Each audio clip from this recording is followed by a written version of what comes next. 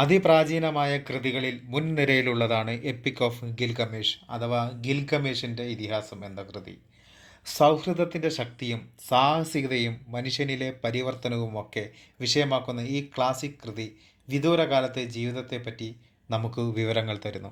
മെസപ്പൊട്ടോമിയയിൽ ഉൾപ്പെട്ട അസീറിയൻ സാമ്രാജ്യത്തിലെ പ്രശസ്ത രാജാവായ അശൂർബാനിപാലിൻ്റെ പ്രാചീന ലൈബ്രറിയിൽ നിന്നാണ് 1853 ഈ ഇതിഹാസം കണ്ടെത്തുന്നത്. ഇന്നത്തെ ഇറാഖിലും തുർക്കി, സിറിയ, ഇറാൻ, കുവൈത്ത് എന്നീ രാജ്യങ്ങളുടെ ഭാഗങ്ങളിലുമായി പരന്നുകിടന്ന വിസ്തൃത മേഖലയായിരുന്നു മെസപ്പൊട്ടോമിയ.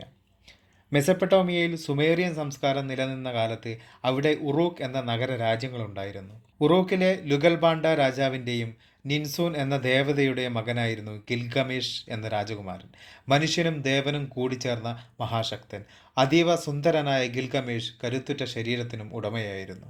എന്നാൽ വലിയ അഹങ്കാരത്തിനും ഉടമയായിരുന്ന ഗിൽഗമേഷ് രാജാവായി മാറിയ അദ്ദേഹം ജനങ്ങളെ കഷ്ടപ്പെടുത്താൻ തുടങ്ങി.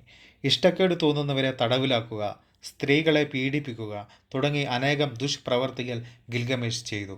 ഇതെല്ലാം കണ്ട് ഭയന്ന ഉറൂക്കുകാർ പരമോന്നത ദേവനായ അനുവിനോട് ഒരു പരിഹാരത്തിനായി പ്രാർത്ഥിച്ചു. ഒടുവിൽ അനു പറഞ്ഞതനുസരിച്ച് ദേവകൾ എൻഗിഡു എന്ന കാട്ടുമനുഷ്യനെ സൃഷ്ടിച്ചു. ഗിൽഗമേഷിനെ ഒതുക്കാനായിരുന്നു ഇത്. തീർത്തും അപരിഷ്കൃതനായ എൻഗിഡു ഉറൂക്കിലെത്തി. അവിടുത്തെ ജനങ്ങളുടെ രീതികളോ ശൈലികളോ വശമില്ലായിരുന്നു അവന്. ഉറൂക്കിലെ നർത്തകിയായിരുന്നു ഷംഹദ്. അവൾക്കൊപ്പമുള്ള സൗഹൃദം എൻഗിഡുവിനെ മാറ്റിമറിച്ചു. അവനൊരു പരിഷ്കൃത മനുഷ്യനായി മാറി. ഗിൽഗമേഷ് അപ്പോഴും തൻ്റെ ശക്തിയിൽ ഉന്മത്തനായി പ്രജകളെ ദ്രോഹിച്ച് നടക്കുകയായിരുന്നു. അവൻ്റെ ചെയ്തികൾ അറിഞ്ഞ് എൻഗിഡു രോഷാകുലനായി രാജധാനിയിലേക്കെത്തി. ഗിൽഗമേഷിനെ പോരിന് വിളിച്ചു. ഇരുവരും തമ്മിൽ കനത്ത ദ്വന്ദ്വയുദ്ധം നടന്നു. എന്നാൽ ഗിൽഗമേഷിൻ്റെ ശക്തിക്ക് മുന്നിൽ ഒടുവിൽ എൻഗിഡു തോറ്റു. പക്ഷേ അത് ഇരുവർക്കുമിടയിൽ സൗഹൃദം വളരാൻ വഴിയൊരുക്കി. ഒടുവിൽ എൻഗിഡുവും ഗിൽഗമേഷും ഉറ്റ ചങ്ങാതിമാരായി. അനേകം സാഹസികതകൾ ഇരുവരും ചേർന്ന് നടത്തി. ഇതിനിടെ ദേവദാരു മരങ്ങൾ തിങ്ങി നിറഞ്ഞ സെഡാർ വനത്തിലേക്ക് എൻഗിഡുവും ഗിൽഗമേഷും ഒരു യാത്ര നടത്തി. സുമേറിയൻ ഐതിഹ്യങ്ങളിലെ ഏറ്റവും കരുത്തനായ എൻലിൻ എന്ന ദേവനായിരുന്നു ഈ വനത്തിൻ്റെ ചുമതല. സംരക്ഷണത്തിനായി എൻലിൻ ഹംബാബ എന്ന സ്വത്വത്തെ അവിടെ പാർപ്പിച്ചിരുന്നു. 7 പടച്ചട്ടകൾ അണിഞ്ഞ ഹംബാബയെ ഇതുവരെ ആരും തോൽപ്പിച്ചിരുന്നില്ല. എന്നാൽ എൻഗിഡുവും ഗിൽഗമേഷും എത്തിയ സമയത്ത് ഹംബാബ ഒരു പടച്ചട്ട മാത്രം അണിഞ്ഞു നിൽക്കുകയായിരുന്നു. താമസിയാതെ യുദ്ധം തുടങ്ങി.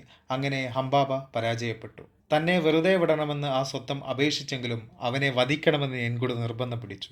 ഒടുവിൽ ഗിൽഗമേഷ് ഹംബാബയെ വധിച്ചു. മരിക്കുന്നതിനു മുമ്പ് ഹംബാബ എൻഗിഡുവിനെ കഠിനമായി ശപിച്ചു. ഈ കാഴ്ചകളെല്ലാം ഒരാൾ കാണുന്നുണ്ടായിരുന്നു. ഇഷ്താർ എന്ന ദേവത. ശക്തനായ ഗിൽഗമേഷിനെ ഓർത്ത് ഇഷ്താർ പ്രണയാതുരയായി.